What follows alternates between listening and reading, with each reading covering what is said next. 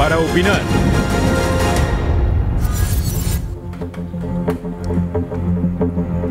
Gracias, muchas gracias por continuar con nosotros aquí en Mega Noticias TVC. Es lunes y es noche para opinar y como cada lunes saludo a mis compañeros Elisa Lanís, columnista del periódico Universal y colaboradora de Mega Noticias, Raúl Frías Lucio, director editorial de Mega Noticias, y el periodista Jorge Enrique Rocha, también colaborador de Mega Noticias. Buenas noches a todos, un gusto saludarles. Muy buenas noches. Gracias, Paco. Buenas ¿Cómo noches. estás? Gracias. Bueno, pues si les parece, vámonos de lleno con la información, porque, bueno, evidentemente, luego de lo ocurrido el fin de semana, muchos de los columnistas dedicaron sus espacios para hablar de la reunión, esta reunión sui generis que sostuvieron hace unos días Andrés Manuel López Obrador y José Antonio Meade. De entre todas las columnas llamaron nuestra atención la de Denise Dresser en Reforma y la de Enrique Quintana en El Financiero. Ambos destacan las implicaciones de este acercamiento. Denise se pregunta en el título de su entrega ¿Perdón y olvido? Y esto escribe sobre el polémico encuentro. Pero la reunión saca ámpulas por otros motivos. Recuerda lo pendiente, lo inacabado, lo que falta por hacer. El pasado sigue estando presente. No se trata de emprender una cacería de brujas, sino evidenciar los abusos y la corrupción del Estado para evitar su repetición. La reconciliación no está reñida con la rendición de cuentas. La cuarta transformación no debería significar una amnesia obligada. Si en lugar de verdad y justicia, AMLO opta por perdón y olvido, estaremos condenados a repetir lo que no castigamos. Respecto al mismo encuentro, Enrique Quintana opina: somos desmemoriados. Apenas hace 6 meses muchos pensaban que un triunfo como el que tuvo AMLO hubiera implicado un desastre para la economía. Si eso no es lo que está ocurriendo, es debido a la civilidad de Meade y del propio AMLO. Creo que algunas de las propuestas de López Obrador son criticables y hay que cuestionarlas con fuerza, pero hay otras que merecen respaldo. Por lo pronto, no se puede dejar de subrayar que gestos como los de Meade y AMLO en su encuentro producen optimismo por el futuro de México. Bueno, sí, efectivamente. Yo creo que son dos columnas que ven un mismo evento con significados diferentes. A mí me gusta mucho la de visión de Denise con el tema de lo que hemos estado viendo en las últimas semanas con estos mensajes que manda López Obrador y este encuentro que tuvo concretamente con el ex candidato del PRI a la presidencia, su contendiente, donde todavía hace unas semanas, hace más de 30 días, era el contendiente de la política y que representaba precisamente pues esta palabra que tanto usó López Obrador durante la campaña política, de que representaba pues a la corrupción, que estaba apuntalando pues todo lo que era la mafia del poder. Esto es exactamente, y en Díaz ahora resulta que es una persona honorable. Yo creo que bien vale la pena, y esta columna de Denise Dresser yo destacaría básicamente este asunto, donde pone en entredicho el tema de que son cosas que no debemos olvidar. La campaña que basó López Obrador, el antisistema, la lucha contra la corrupción, la búsqueda de la paz, sin duda tuvo precisamente la base y ese respaldo social en la votación del 1 de julio, precisamente porque la gente buscaba eso, creía eso. Y ahora que vemos que les extiende la mano a algunos de estos personajes, entre ellos, desde luego, ya hablaremos del tema Bartlett, sí, como que los mensajes son encontrados, incluso ha generado quizás algún tipo de descontrol entre los propios seguidores de López Obrador y desde luego también los opositores. Por eso creo que esta columna que Denise Dresser hoy publica concretamente está recordando esos pendientes: Odebrecht, la Casa Blanca, la estafa maestra, todo el desvío millonario de recursos del ramo 23, precisamente que no quede en el olvido. Sí, desde luego, hay que buscar la civilidad, ese trato amable que vimos dándose la mano José Antonio Meade y López Obrador, pero no debe ser el olvido de todos los pendientes que hay y que fue precisamente una de las razones por las que la gente votó por López Obrador. A mí me parece que en estas dos columnas, pues a veces se trata de ver cosas más allá de un simple encuentro. Creo que yo sí destacaría para empezar que en México no estamos acostumbrados a este tipo de eventos. Es más, si nos vamos a las elecciones presidenciales pasadas, nos podemos dar cuenta que López Obrador, cuando perdió en ambas elecciones, pues no tuvo este tipo de, digamos, de diálogos con los candidatos que eventualmente ganaron esa elección. Incluso en el caso de 2006, si recordamos, había una sospecha de fraude electoral muy grande. Es decir, en México la verdad es que tenemos desde hace muchos años, no tenemos este tipo de situaciones, más bien dicho. Ahora, por otro lado, y sí que en eso coincido plenamente con lo que dice Dresser y Raúl, es que efectivamente este tipo de encuentros no pueden interpretarse y no pueden, digamos, sentar un precedente de que en México vamos a continuar con una lógica de impunidad, asumiendo que es uno de los peores problemas que tenemos en este país. De hecho, tanto para el tema de la justicia como para el asunto de la corrupción, la impunidad ha sido uno de los, digamos, de los pilares que ha sostenido estos dos grandes problemas en el país. Y me parece que en este caso, y yo espero que estos encuentros no signifiquen eso, y hay que estárselo recordando, y en eso coincido plenamente a López Obrador. Ahora, para este tema de impunidad, en realidad hay varias estrategias distintas. Una sí tiene que ser con la investigación de estos casos que ya señalaba Denise en su columna, pero también tiene que ver en cómo se cambia el marco legal para efectivamente no dejar esos recovecos legales que existen para que la impunidad siga creciendo. Y por otro lado hay temas donde eventualmente tendremos que crear comisiones de la verdad, es decir, asuntos que ya no son punibles en términos estrictamente jurídicos, pero donde la gente sí tiene derecho a saber qué es lo que sucedió. Y estamos hablando no solamente de este sexenio que está por concluir, sino de los anteriores. Es más, yo me remontaría a que necesitamos, para empezar, una comisión de la verdad desde el caso del 68 y de ahí para adelante. A mí me parece que en ese sentido estamos más o menos todos de acuerdo que es importante que estos encuentros no se traduzcan en impunidad. Y en ese sentido hemos visto también reacciones sobre este encuentro, y yo estaría más de acuerdo, llamémosle así, con la columna de Denise que con la columna de Enrique Quintana. Me parece que la de Enrique Quintana se queda corta, explica una parte de lo que vimos, es decir, esa forma democrática de reunirte con tus contendientes políticos después de una campaña muy hostil. Está bien, qué bueno, pero por otro lado está el tema de que no podemos olvidar el papel que el propio José Antonio Meade ha jugado en los dos últimos sexenios, ha tenido papeles claves, y en ese sentido yo creo que Andrés Manuel fue más allá de lo que hubiéramos deseado muchos demócratas, que no ni estamos a favor de él, ni en contra, ni de uno ni de otro. Simple y sencillamente cuando empieza a decir que es un hombre honorable y es un hombre decente y es...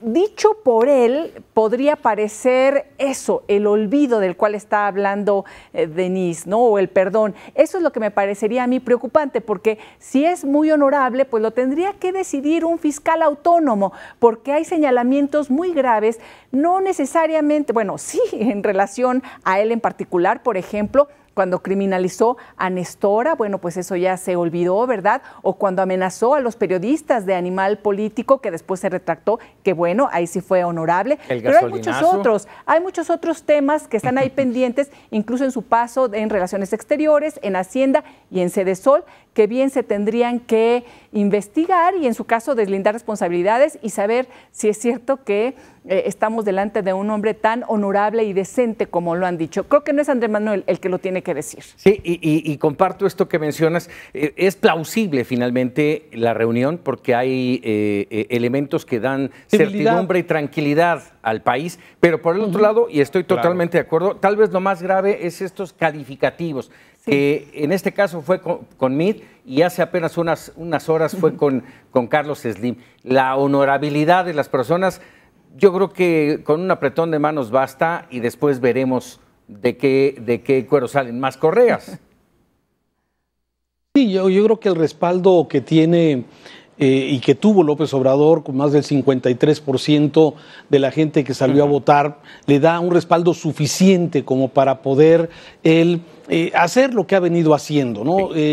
Sin embargo, me parece que el mensaje que dejó la población votando por él es precisamente por ese antisistema, por esa lucha que ofreció contra la corrupción, por lo que sería quizás muy decepcionante que no se fuera a fondo en estos temas fundamentales. Está bien la civilidad, a mí me gusta que haya un apretón de manos y que se pueda pasar al siguiente paso en el diálogo, en la propuesta, en ponernos de acuerdo. Me parece que eso es bueno, pero no podemos pasar a un olvido, a decir, bueno, ¿qué pasó con todos los temas pendientes que ya mencionamos, ¿no? Así es, y ya no tocamos el Ahora, tema, si también lo podemos hacer más adelante, podría ser el tema, los rumores que se generaron con esa reunión y la posibilidad de José Antonio Meade en el Banco de México. Pero bueno, vamos a hacer un corte, regresamos, estamos para opinar aquí en Mega Noticias TV.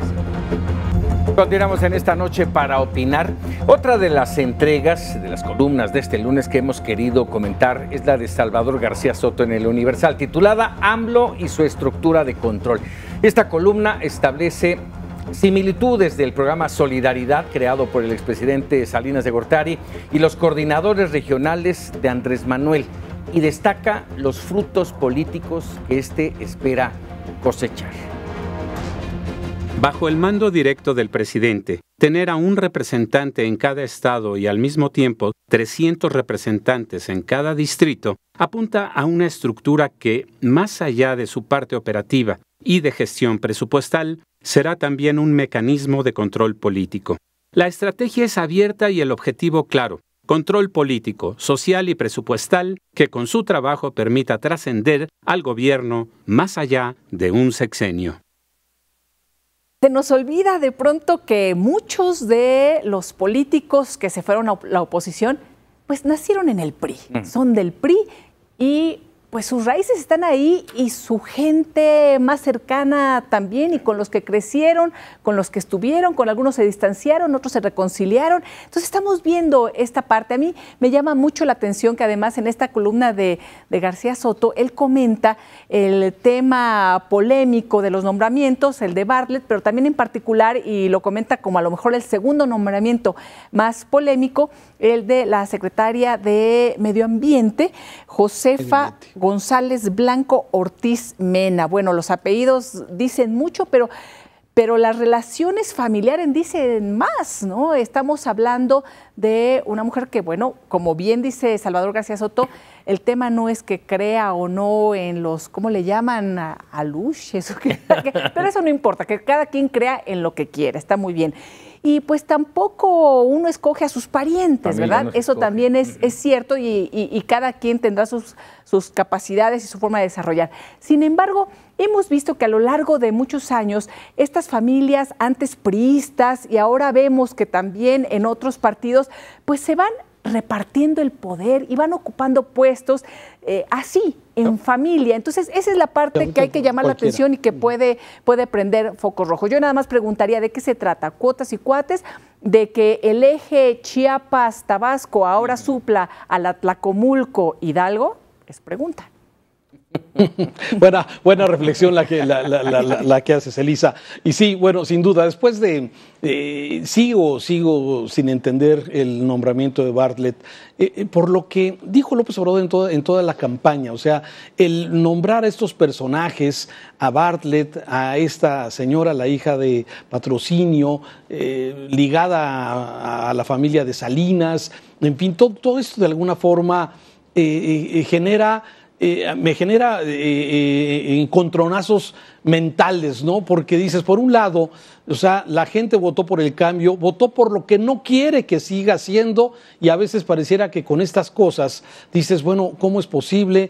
Está pendiente el tema Bartlett, que si se le cayó el sistema o no se le cayó, si intervino en la muerte de Manuel Buendía, sí o no, a través de Zorrilla y todo lo que todos conocemos, esa historia de terror, sí, y sin embargo pareciera que ahora con esta nueva cuarta transformación, esas cosas deberían de pasar al olvido. Eso es lo que me parece preocupante, y también de mensajes encontrados que está mandando López Obrador con estos casos. A ver, a mí en el caso de Bartlett me parece que sí, efectivamente López Obrador se equivoca. Sí hay, digamos, justificaciones para que el señor esté ahí. Es cierto que ha estado en el tema del debate de la reforma energética desde hace años. Como oposición también, del Congreso. Sí, claro. De hecho, incluso, bueno, ha sido uno de los más leales a López Obrador también en esta lucha por el poder que ha tenido también desde hace varios años. También quizá como pocos mexicanos conoce las cañerías del sistema político, pero efectivamente sí tiene un tema pendiente con las elecciones, sobre todo las elecciones del 88, donde pues es un protagonista de ese evento, donde no hay claridad, donde no ha habido una comisión de la verdad, donde efectivamente se puedan deslindar responsabilidades, porque aun cuando Cuauhtémoc Cárdenas, y ahí también hay que decirlo, ya lo había, digamos, exculpado de esta situación. Sin embargo, el otro gran agraviado del 88, pues es el pueblo de México, al cual se le negó, digamos, su derecho a decidir quién lo iba a gobernar. Y creo que hasta que no haya una resolución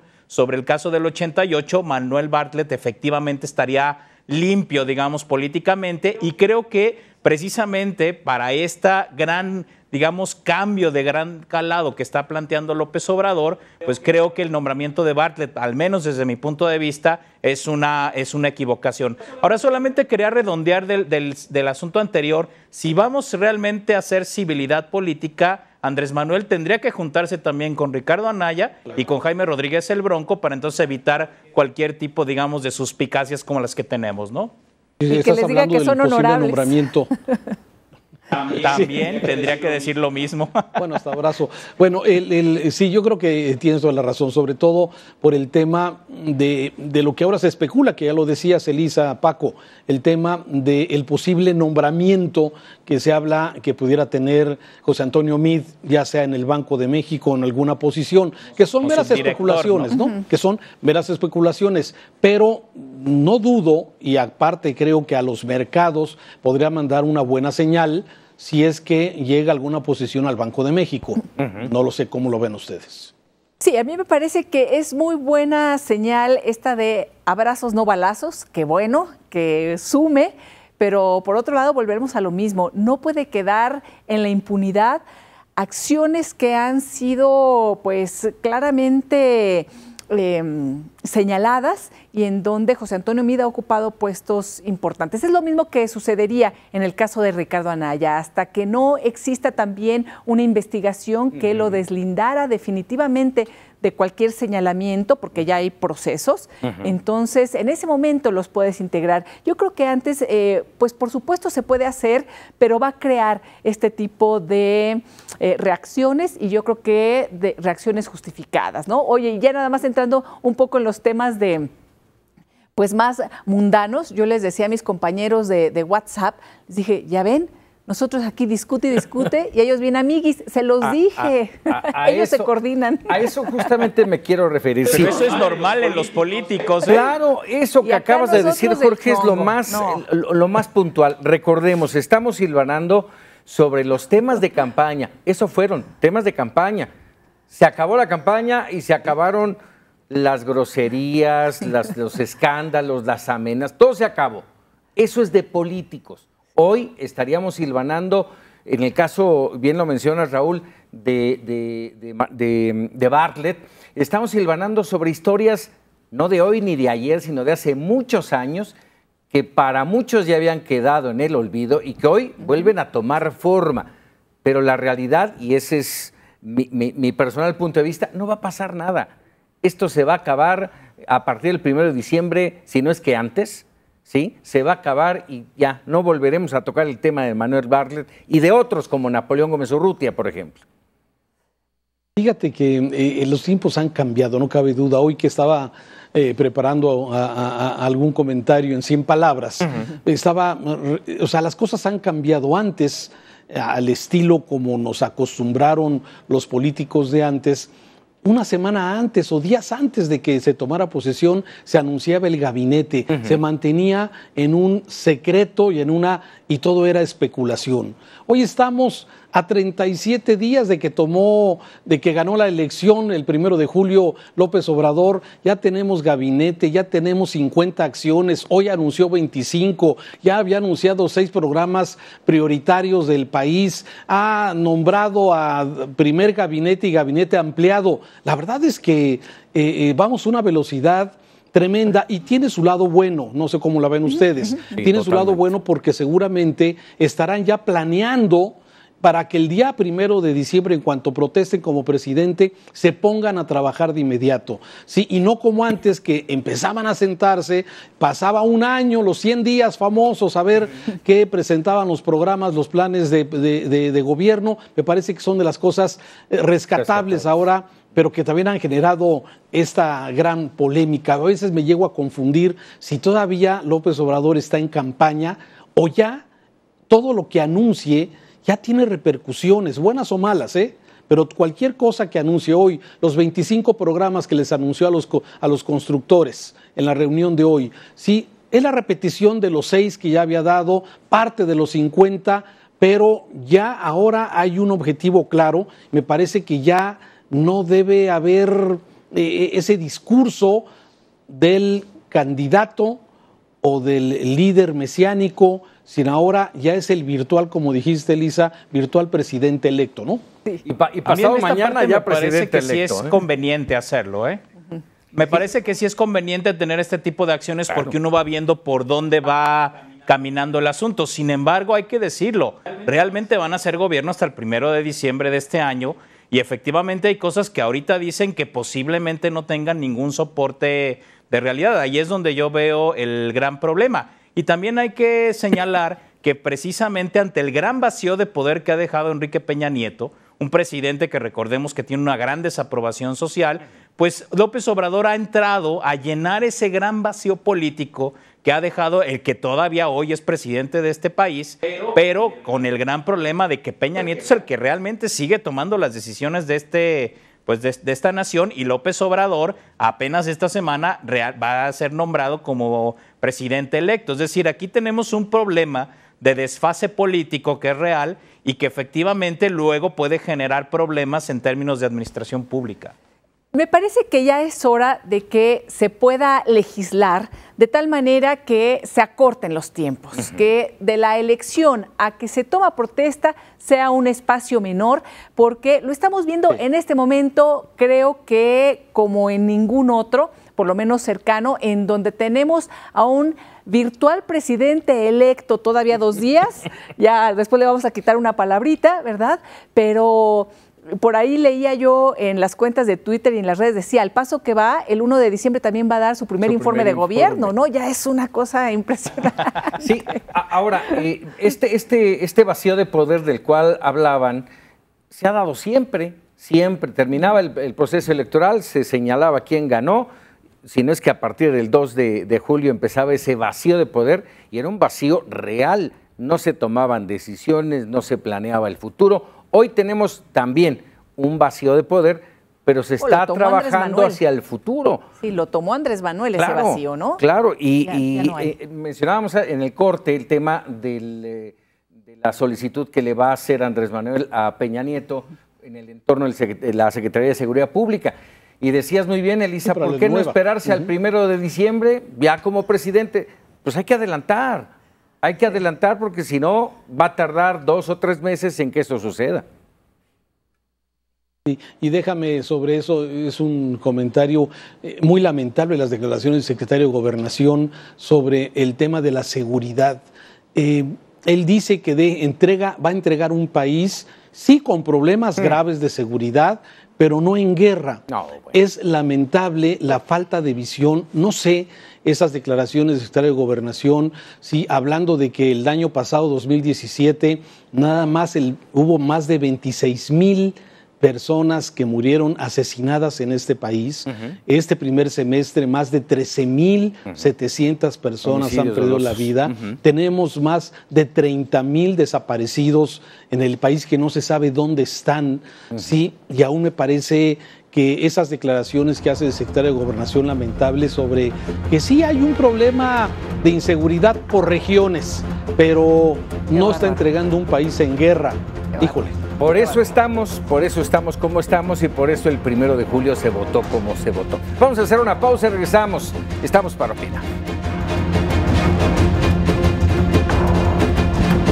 Continuamos aquí para opinar y bueno, ya lo mencionábamos hace un momento y ahora vamos a entrar un poquito más en materia. Ya no hay obstáculos ni impugnaciones pendientes, todo está listo para que el próximo miércoles el Tribunal Electoral del Poder Judicial de la Federación entregue la constancia de mayoría que acredita oficialmente a Andrés Manuel López Obrador como presidente electo de México y lo hará por primera vez también una mujer, Yanín Otalara. Adelante, Jorge, ¿qué piensas de esto? Bueno, me parece que el proceso ayuda porque efectivamente pues ya nos dimos cuenta que ya no va a haber ningún problema legal y que ahora sí el estatus jurídico que va a tener Andrés Manuel López Obrador en su ejercicio ya es distinto. Es decir, ya así jurídicamente sabemos que López Obrador efectivamente el 1 de diciembre va a ser presidente de la República y podríamos decir que es un paso más en firme en torno a generar esta certidumbre. Una cosa que me parece importantísima es que recordemos que los dos procesos electorales federales presidenciales anteriores, a estas alturas del partido todavía había muchísimas dudas y había muchos, digamos, impugnaciones sobre lo que había pasado en el proceso electoral, sobre todo en 2006. Por la diferencia ahora, de votos. Sí, ahora sí, después de un mes, tenemos quizá un escenario que no habíamos tenido por lo menos en tres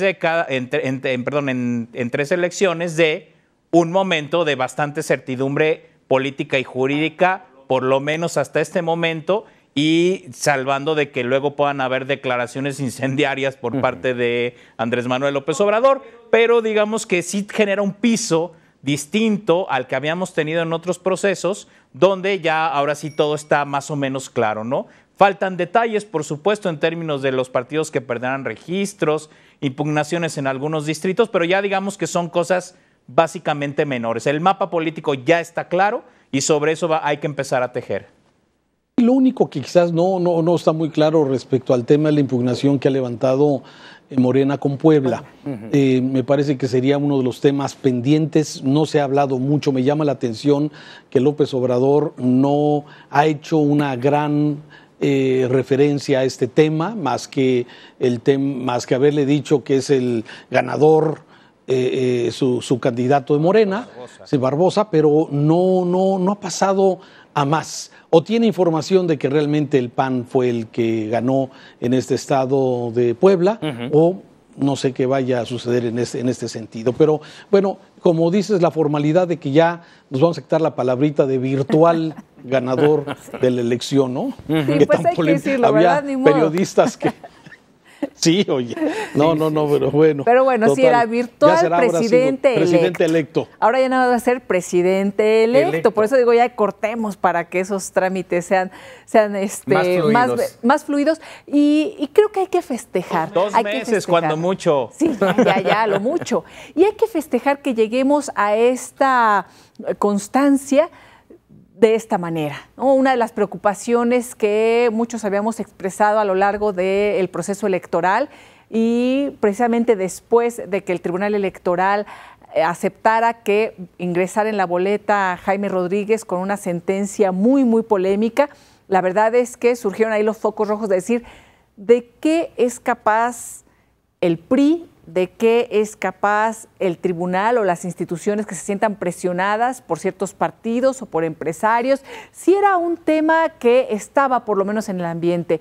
Al tener una elección con esta diferencia entre el primero y segundo lugar, al salir José Antonio Meade a temprana hora a declarar ganador a Andrés Manuel, la verdad es que en ese momento se conjuraron ahí todos los temores, ¿verdad? Nos cambió la historia.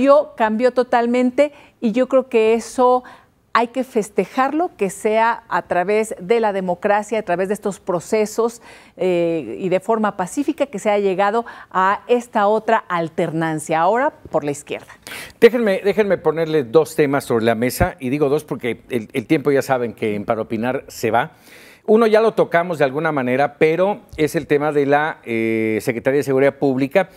Raimundo Rivapalacio hoy en la mañana en su columna señalaba que esta petición de Andrés Manuel a Enrique Peña Nieto es una humillación. Yo quisiera saber si ustedes la consideran así. Y por el otro, lo ocurrido esta mañana en la reunión de Andrés Manuel con ingenieros en este encuentro de ingeniería es soberanía, en el que muy bien mencionabas, Raúl, presenta 25 programas estratégicos para garantizar el desarrollo social y económico del país. ¿Cómo lo ven? Déjame sobre el primer tema, si me permiten, mis compañeros, el tema de la seguridad nacional. Me parece, con la lógica que estamos mencionando, esa prisa con la que ha iniciado López Obrador, nombramientos, acciones, programas, me parece que es oportuno en el Congreso, que inicia antes que él, empezar con esta iniciativa para darle la estructura suficiente a la próxima Secretaría de Seguridad Nacional, fundamental. Habíamos comentado en programas anteriores que para mí no debe haber otro tema más importante que el tema de la seguridad y la lucha de la corrupción. El tema de la seguridad, lo hemos comentado, no he visto una estrategia específica, más lo que se ha comentado respecto a estos foros que van a iniciar para poder hablar de la amnistía y el alcance de esta amnistía, la estructura de la Secretaría de Seguridad Nacional, que entiendo será un poco como la gendarmería que fue tratada y que fue propuesta hace tiempo y que no caminó, y que diera claridad legal, jurídica y operacional a las policías municipales, a las policías estatales y a la policía federal. Estamos metidos en un grave problema de inseguridad. Me parece que si esta es la estrategia que tiene López Obrador y el responsable Durazo para poder hacer una estrategia que traiga un poco de paz a este país, me parece que es oportuno, y a mí no me parece que el presidente Peña, después de lo que ha sucedido, pues vaya a tener un inconveniente en presentar una iniciativa que va a implementar y que va a adelantar los tiempos. Yo creo que al mismo presidente Peña le urgiría que esto también cambie a la brevedad, porque está las cosas muy mal en cuestión de seguridad.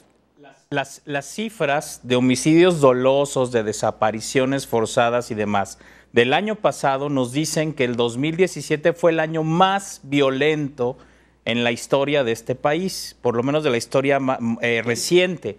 Y 2018 pinta para ser peor, pinta para rebasar estas cifras. Hay casos muy delicados como en el estado de Guanajuato, donde la violencia se ha desbordado, y me parece que estos datos indican que efectivamente la estrategia de seguridad implementada por el presidente Enrique Peña Nieto ha sido un fracaso. No, bueno, claro. Y además también hay que decirlo, efectivamente la corrupción es un tema que nos indigna, pero el tema que más le duele a la ciudadanía, sin duda alguna, es la seguridad.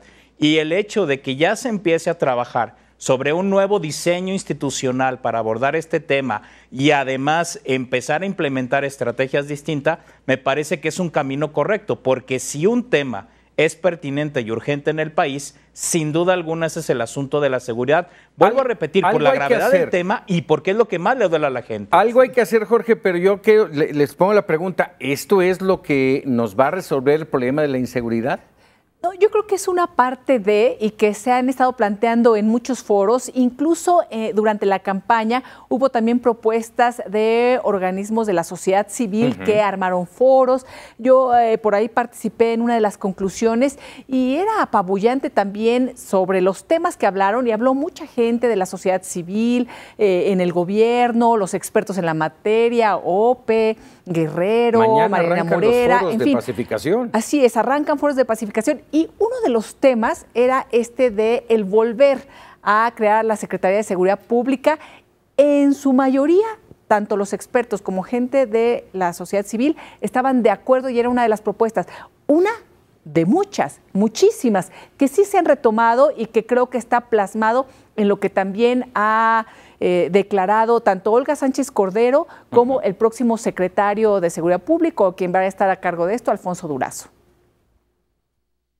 Ahora, déjenme entrar. No, a mí me parece que las estrategias son múltiples, ¿eh? Tienen que ser múltiples. Es decir, creo que uno de los grandes aprendizajes de este sexenio es que el combate frontal no es la estrategia. Tiene que haber una digamos, un asunto más multidisciplinar, de distintos abordajes, pero sin duda yo creo que el tema de la Secretaría sí es un pilar para poder resolver el asunto. Claro, ¿no? A través de inteligencia, golpearlos económicamente a los narcos y a los criminales, la extinción de dominio. Aquí vemos que hay casas, decenas de casas donde ocurren hechos delictivos y las casas las recuperan los narcos. Sí, claro. Sí, a los pocos días con un tratamiento legal y que, o sea, no hay acciones que de alguna forma debiliten esa estructura. Además de, como dices, es debe ser un trabajo por diferentes caminos, por diferentes ángulos para poder de alguna forma lograr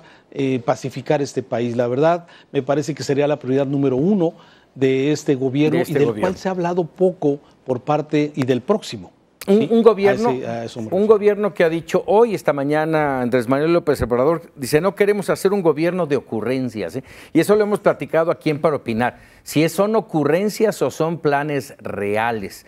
Y hoy presenta, insisto, estos 25 programas estratégicos que le voy a pedir a nuestra producción que los vaya agregando. Son 25 asuntos prioritarios. Los primeros 6 son a destacar.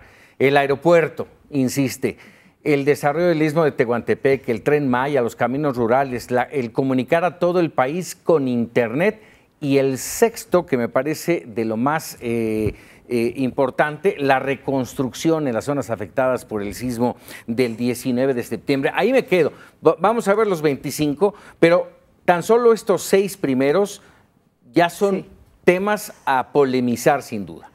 Me parece que no son ocurrencias. Yo creo que ha dado mucha información a lo largo de la campaña, ahora también a lo largo de este periodo de transición, y lo seguirá dando, y se va a tener que ir también adaptando a la conversación que él mismo propuso con todos los sectores de la sociedad. Este es uno de ellos, y vemos ahora a unos ingenieros, a un ingeniero Slim muy amable, pues siempre han sido amigos, pero habían tenido ahí habían tenido ahí su momento tenso con lo del aeropuerto. Ahora vemos a los ingenieros como a los empresarios en su momento, ya nada más falta que saquen su video alabando y muy contentos con Andrés Manuel, pero la verdad es que estamos ya en esa nueva etapa. Qué bueno, ahora que se escuchen y que realmente se hagan las cosas como lo está diciendo, por lo menos en palabra, Andrés Manuel López Obrador, que pidió que se haga un análisis técnico del aeropuerto y que con base en esas valoraciones se considere si va o no va, y no que sea un tema político. Vamos a ver si es cierto, por lo menos en palabras suena bien, y yo creo que tendrá que ir tejiendo todas estas propuestas que sueltas podrían parecer ocurrencias, pero ya en un todo y de manera global podría ser interesante. Oigan, y también nada más nos damos cuenta de todo lo que hace falta y lo que no se ha hecho en los últimos años, y del fracaso de lo que ha sido también los gobiernos anteriores y este sexenio, en donde veamos, todos esos son pendientes que tendríamos que tener ya en la mesa. Claro, mira, y verlos, la verdad es que cada uno de ellos, el tema de generar la autosuficiencia alimentaria, el tema del desarrollo minero, el apoyo a las pymes, o sea, ¿cuántas veces hemos hablado de estos temas?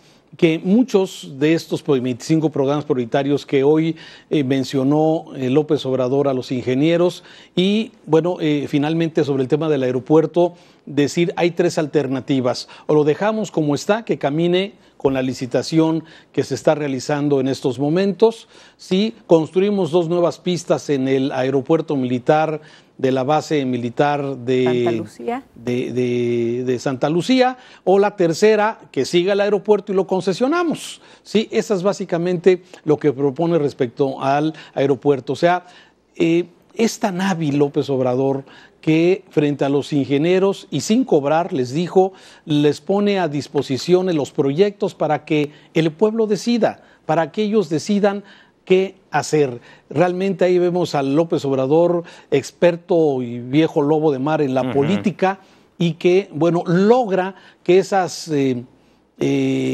voces que antes o durante la campaña pues estaban realmente alarmados sobre lo que podía suceder, bueno, hoy los logra, sale entre aplausos de los ingenieros. Así y bueno, Ahí vemos ese animal político trabajando, y lo digo con respeto desde luego como un viejo lobo político que logra convencer a su opositor mediante el diálogo, mediante estas propuestas, en fin, vamos a ver ahora que hay cosas que yo creo que está difícil que se cumplan, como la descentralización de las secretarías, como este tipo de aspectos que a veces son un poco complejos, aplicarlos en la realidad, pero ya veremos.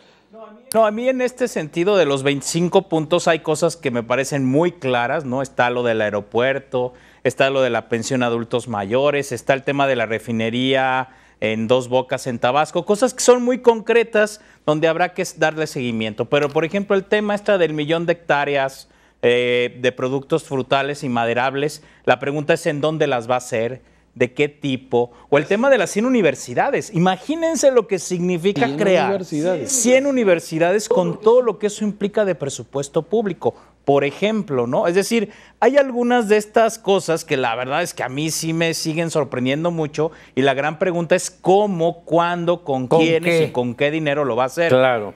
Creo que todavía ahí vemos a un López Obrador que ya empieza a ser presidente, pero otro que sigue en campaña. Creo que ahí es donde hay que empezar a medirle muy bien el asunto, ¿no? Y que va a acabar diciendo, bueno, se hizo esto, ¿no? Pero no va a poder hacer todo lo que ha dicho o de la manera en lo que ha dicho. A lo mejor va a haber, la descentralización va a acabar en un movimiento de ciertas secretarías, de ciertos sectores, en fin, y no todas, lo que ha propuesto, ¿no? Igual a lo mejor con el tema de las universidades y con el tema de las hectáreas y la siembra y todo esto, nada más recordar que también empieza a surgir esta crítica de cuidado con el conflicto de interés con Alfonso Romo, que también es propietario de una de las empresas, y ya Alfonso dijo, no vamos por ahí. Es decir, también deben de estar alertas a lo que dice la sociedad, porque en este proceso vamos a estar muy atentos a ello. Ya nos vamos, pero nada más quisiera yo destacar dos detalles de la reunión de hoy.